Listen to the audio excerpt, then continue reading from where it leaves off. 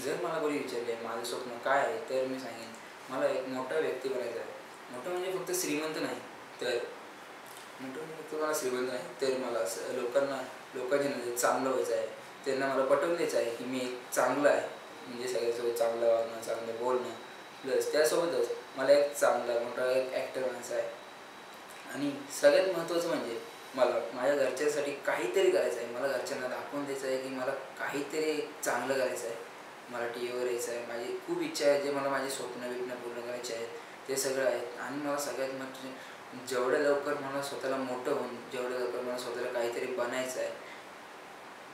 So मला काही पण करून मला खूप असं म्हणजे मोठं माणूस बनायचं आहे, ज्याने मला पुढे लाईफमध्ये, करिअरमध्ये मला खूप ऑडिशन्स भेटतील किंवा असं काय काय.